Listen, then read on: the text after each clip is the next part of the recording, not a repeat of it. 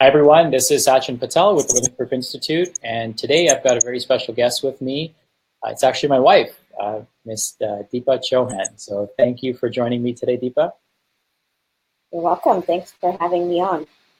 So just so everyone kind of gets your journey under their belt and understands the things that you've been through, I think it's important that people start by learning about your background and also how you got into functional medicine. But before we do that, I just want to let people know that today we're going to be talking about how you overcame multiple major abdominal surgeries, went through many near-death experiences along the way, and how your health actually helped save you and support you and help you heal much faster. So that's what we're going to be talking about today. Very heavy stuff, very interesting stuff, and you've overcome quite a few things to be in the position that you're in right now, and I think it's a very important and courageous story to share with those of us that are watching. So I invite everyone to comment and share questions and show support for Dipa as she shares her story. So thank you once again for being here, and maybe you can start by telling us a little bit more about how you got into functional medicine, because you do have a unique story that I think is important to share. Okay, so I'm trained as a conventional pharmacist. I did a residency after I graduated in hospital pharmacy because that's where I was really interested in pursuing my career.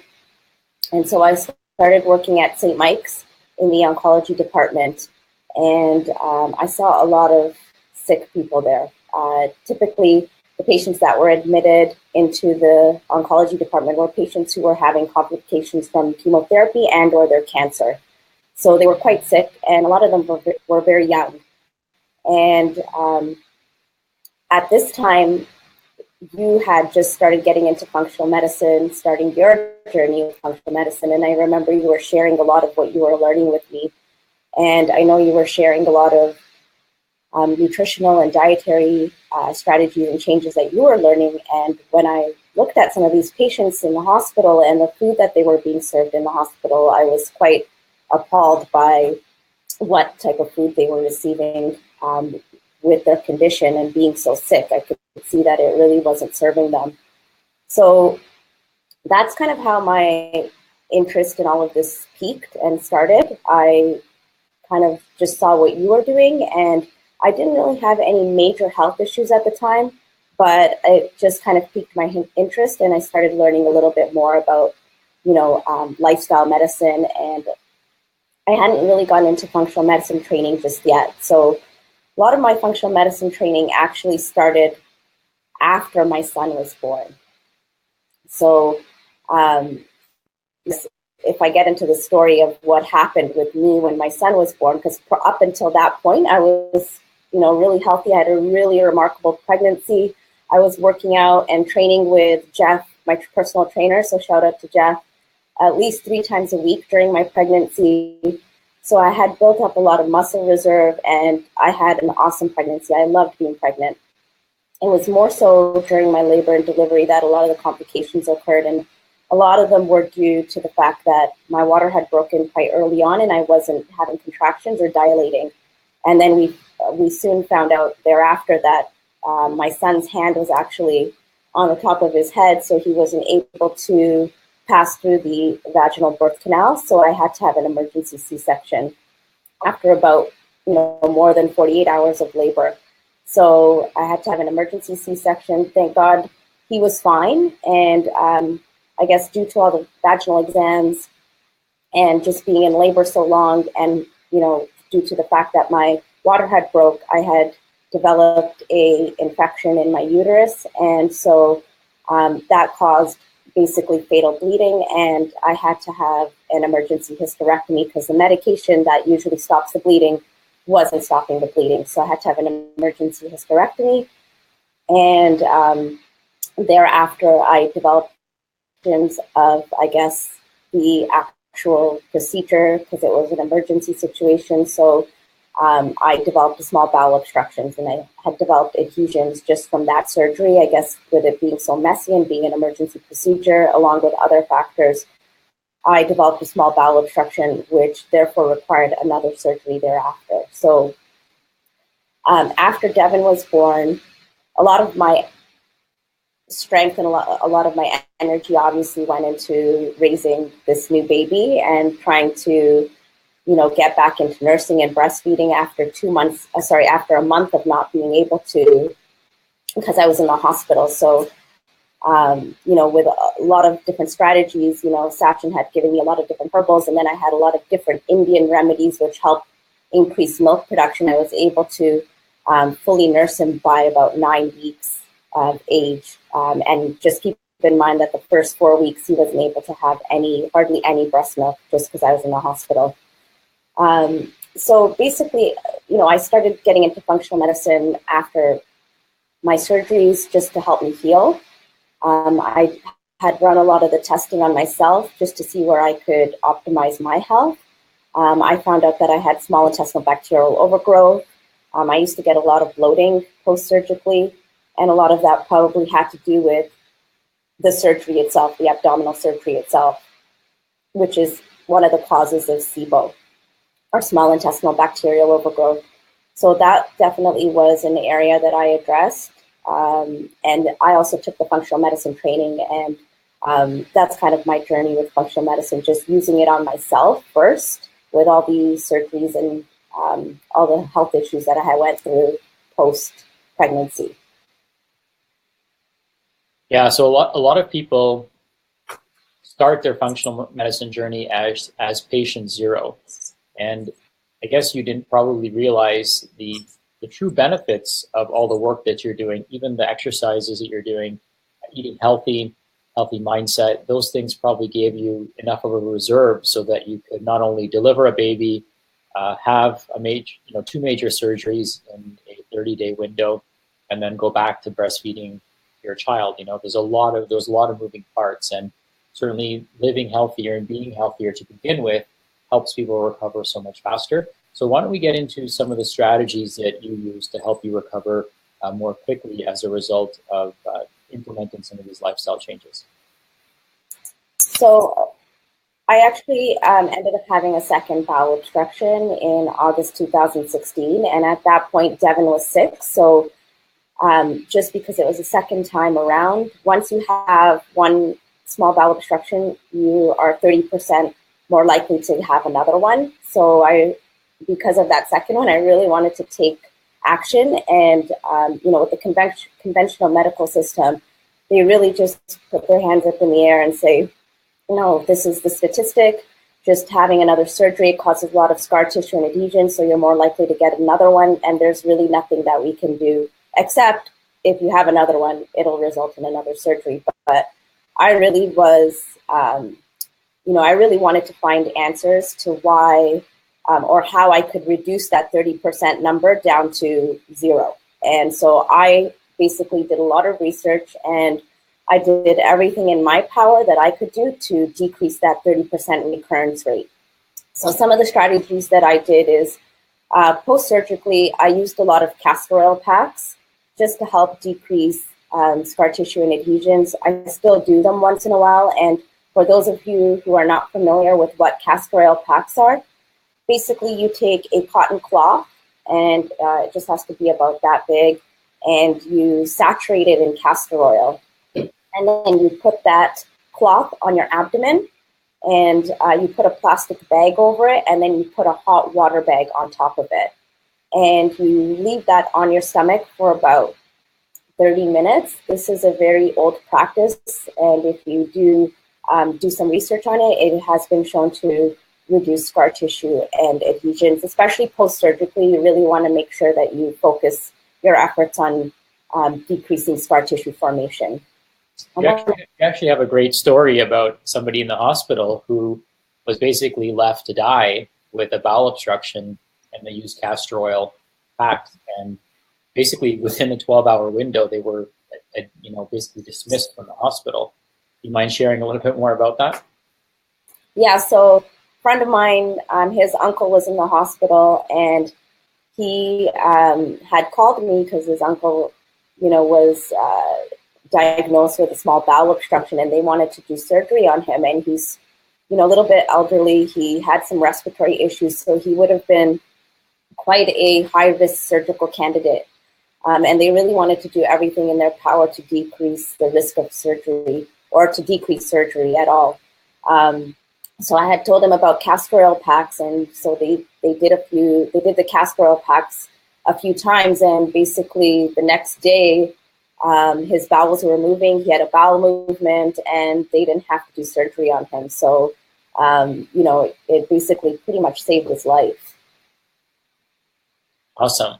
So yeah, continue with your story. You used castor oil packs. What other strategies did you use? I also did hyperbaric oxygen. So I found a clinic locally. Thank God they're not that common here, but I found one that's just pretty much a 10 to 15 minute drive. And I did a hyperbaric oxygen treatment, and I did a lot of research in terms of how to decrease scar tissue, and hyperbaric oxygen treatment was one of those strategies. So I did about 12 sessions, and what hyperbaric oxygen does is it basically just infuses your body and your cells with oxygen, and that basically optimizes cellular function, and it can help increase blood flow to the area. And when you increase blood flow to the area, it can help decrease scar tissue and adhesions, and it can keep things fluid and moving. So that was another important strategy that I did post-surgically. I also had the advantage of owning a cold laser, so I did some cold laser therapy as well. Kind of the same philosophy there. It helps to increase blood flow to the area, and it has been shown to decrease scar tissue as well. So I did that literally almost every day for about 2 months. I still do use it once in a while. I don't know if you have more to add about the cold laser. Well, the cold laser is great because it penetrates deeper, and it's very passive, so there's no pain involved. You just apply a laser to the area where you want to get increased oxygenation, increased tissue function, and scar tissue develops under low oxygen conditions. So essentially, anytime we decrease blood flow to an area, the microvasculature is not able to provide the nutrients that's required, so the body will do the next best thing, which is lay down scar tissue to try to protect and stabilize the area.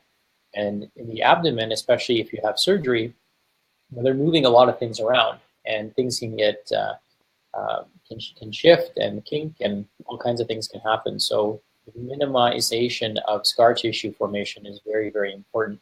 And of course, in someone like yourself, post pregnancy, you're actually your resources are very, very limited, right? Because your body is trying to heal from surgery, it's trying to lay down tissue to stabilize the area and to heal the open wound or the surgical site, and it's also trying to produce milk for the baby. So your resources were obviously very, very taxed, and the body just wants to make sure that you live, and sometimes it'll do things overly aggressively. And some people tend to be more keloid or scar tissue prone. So depending on your skin color, depending on your nationality, depending on your history, some people are more likely to form scar tissue or excessive amounts of scar tissue as a result of that. So that may have been the case with you, which means you have to take extra precautionary measures to increase oxygenation to those areas. And hyperbaric oxygen obviously does that, and the cold laser increases microvasculature as well. And you've used other tools and resources, which I'm sure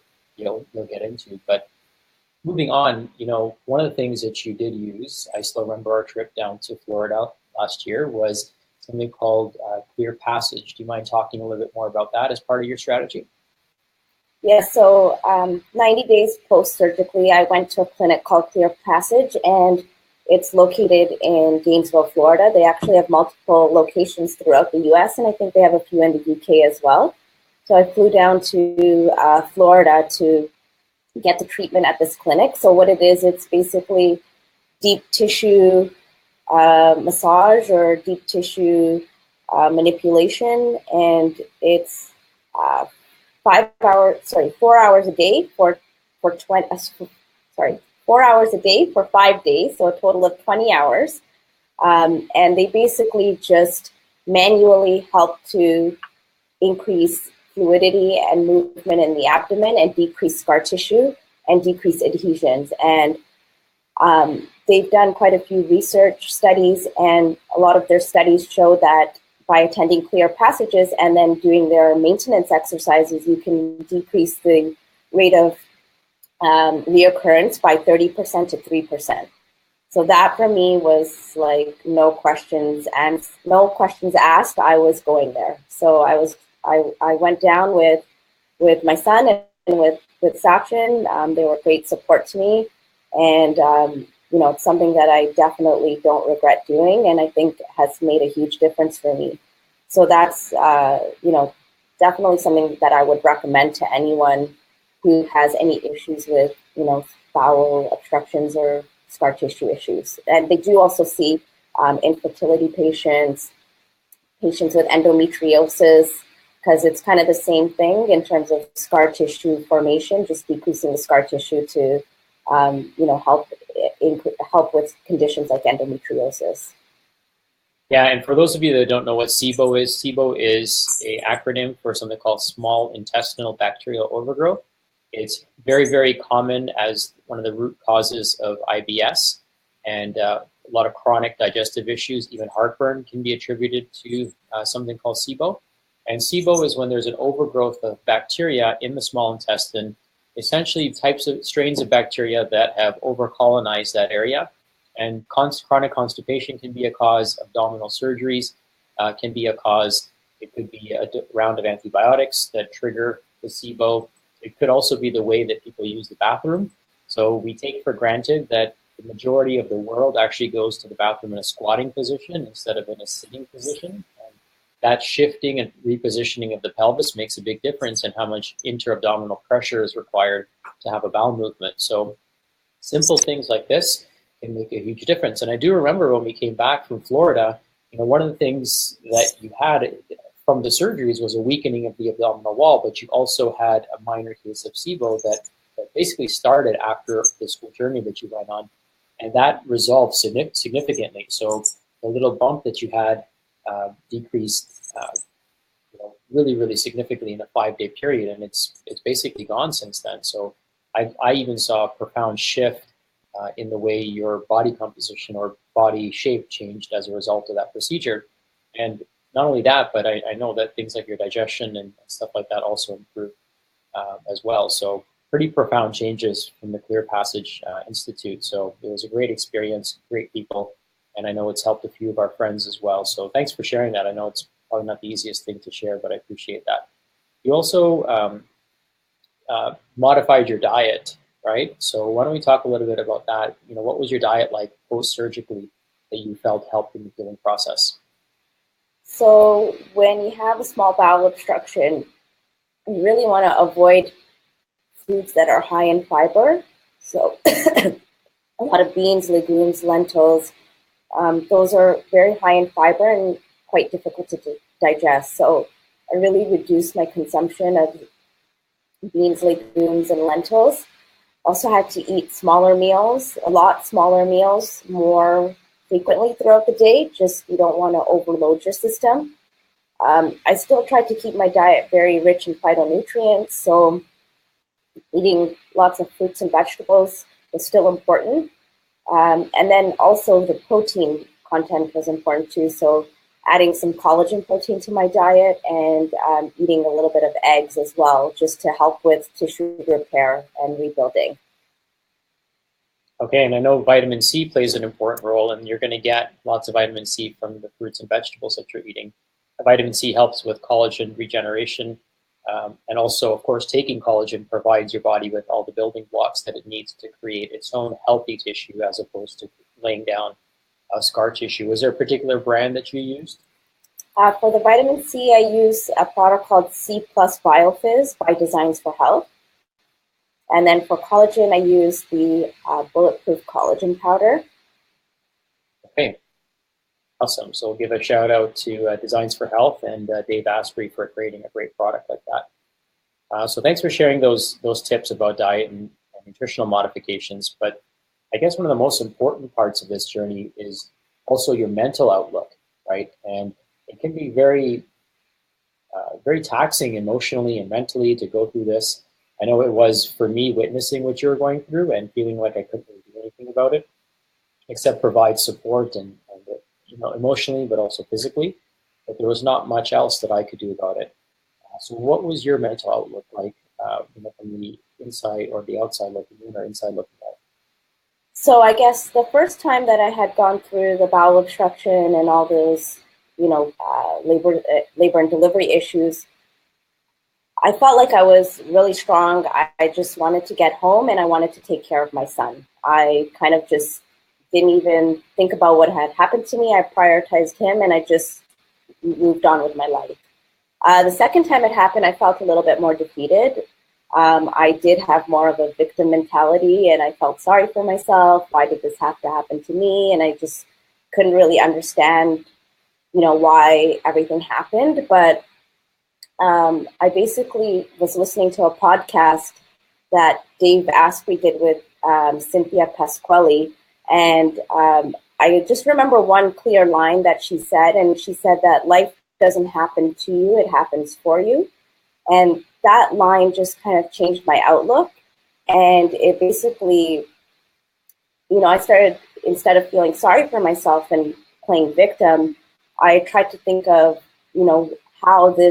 think of the other side, right? Like how this could have how this benefited me. And I think that it helped me to realize that I need to prioritize my health first before I take care of others. I need to take care of myself first.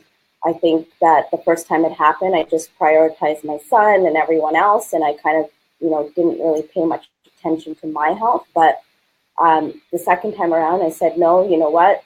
I'm going to just do everything in my power to take care of myself and my health. And I basically, from that point onward, I've prioritized my health, and not just my physical health, but also my mental health as well. I think that that's something that I've learned as a huge lesson, and also learning to say no. I'm still working on that, but just learning to say no when I feel like I've outstretched myself. Okay, I think that's an important lesson that a lot of people struggle with, including myself. Do you have any strategies that you can share that you're utilizing, or any inspiration that you're utilizing to help you in saying no? I think it's just kind of listening always to yourself, right? The more you get to know yourself, the more you can learn about what is authentic to you and what feels right to you. So if something doesn't feel right to you, then, a lot of us are conditioned to always say yes, and especially women and mothers and, care providers, we always overextend ourselves and we always prioritize our children first. But you cannot take care of your children properly if you don't take care of yourself first.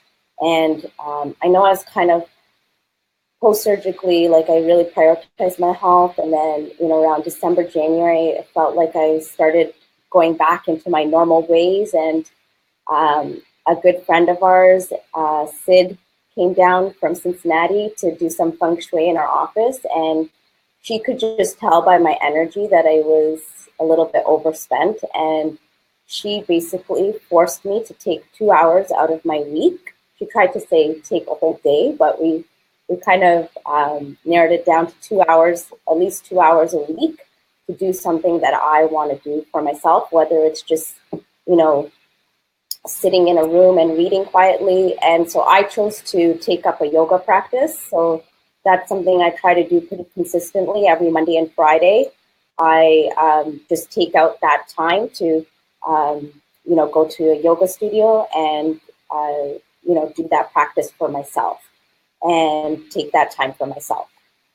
And you also took a meditation and mindfulness course as well. Maybe you want to talk about that and mention how that's helped you. Yeah, so I guess I've been following a lady named Shefali Sabari. She wrote a book called Conscious Parenting, and I heard her on Oprah Soul Sessions probably about 2 to 3 years ago, and her message just really resonated with me at the time. And so I was on her email list, and she was promoting a course called The Year of the Awakened Heart, and it was all about,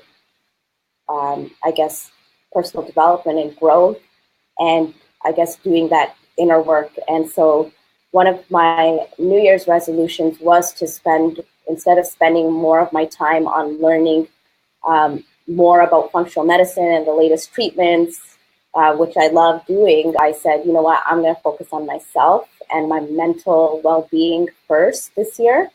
And so I decided to take her course, and it's been quite profound and life-changing for me.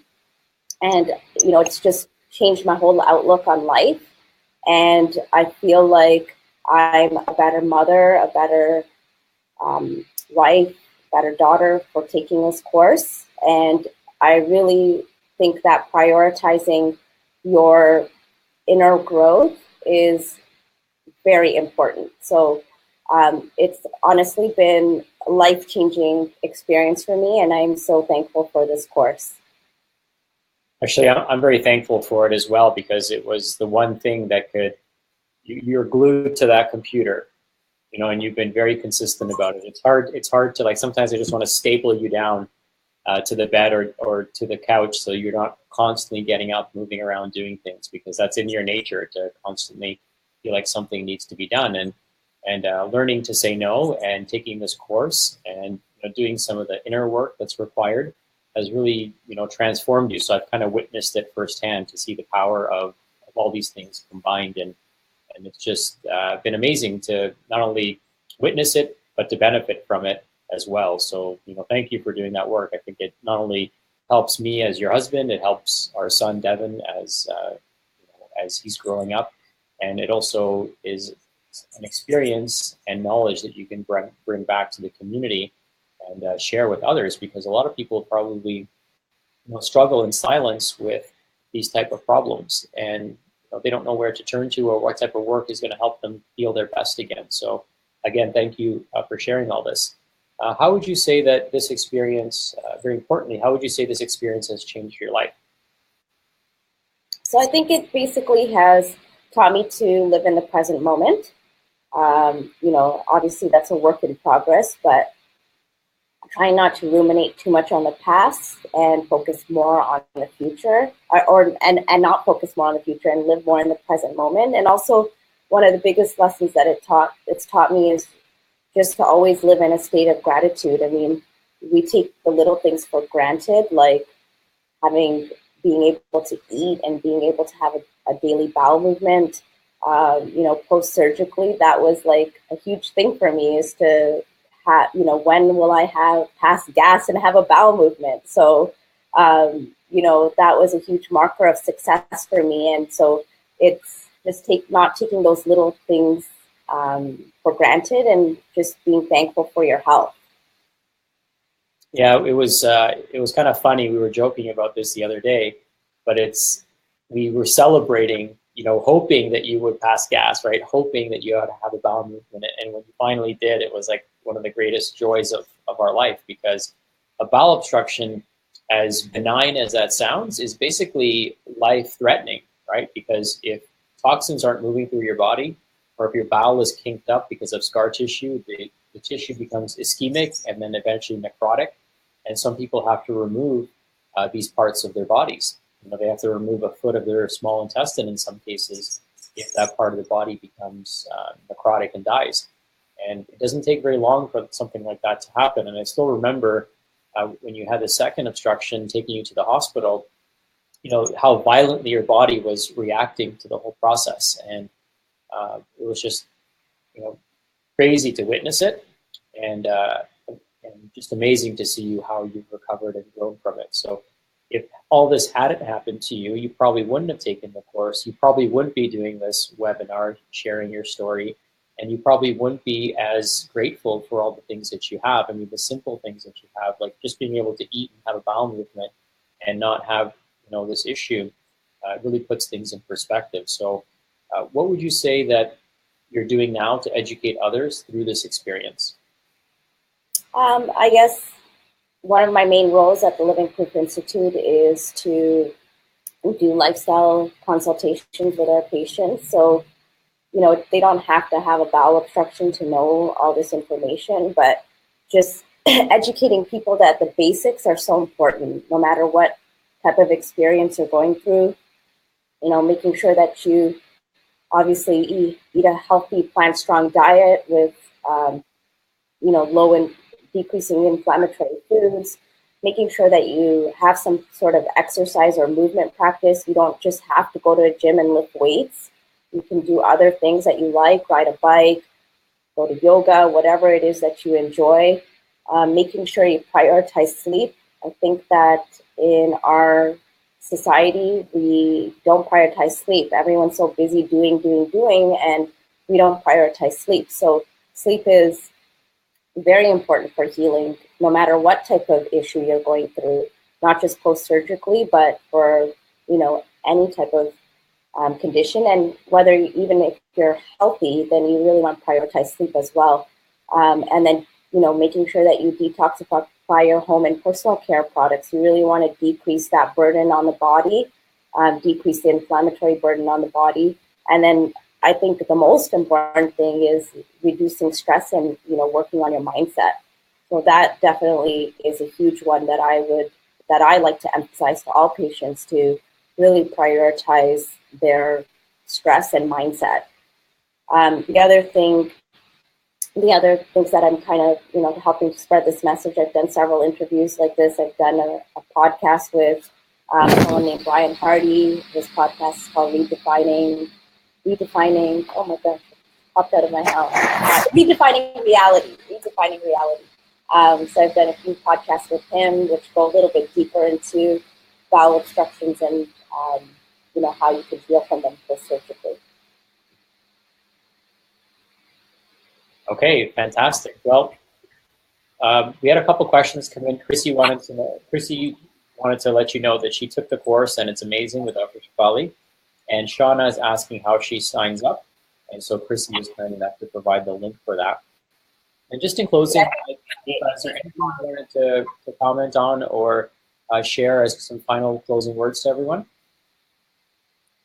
I guess, I think that if you can prioritize the lifestyle factors, sleep, the things I just talked about, those are really going to be preventative strategies to help you deal with any unforeseen issue that can arise in your life, right? So, I guess from these experiences, I really take those things seriously, and I really try to prioritize my health and my self-care as number one. Okay, well, thank you so much for sharing all this. What is the best way for people to connect with you? What would you say the best ways for people to reach out to you? If they're looking for help, if they're looking for support, if they're looking for some guidance, if they're maybe they've got surgery down the road that's coming up, or they want to avoid a surgery if possible, whether it's abdominal or whether it's a limb, like a knee surgery, what's a good way for people to connect with you?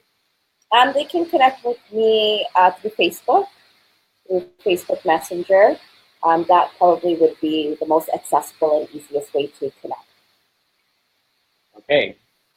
Well, Krishna has a few nice words to say. He says, thank you for sharing. You are a very brave and strong individual. I would definitely agree with that. So thanks, Krishna, for sharing that. And, once again, Dipa, thank you. We really appreciate you and everything that you do at the office to hold us together. You're a strong, brave person, and your story, shares just that. So thank you once again, and thanks for everyone who tuned in. And if you could just give her some love, that would be awesome. And not only do I appreciate you, but I love you very much. Thank you. Thank you. I love you too.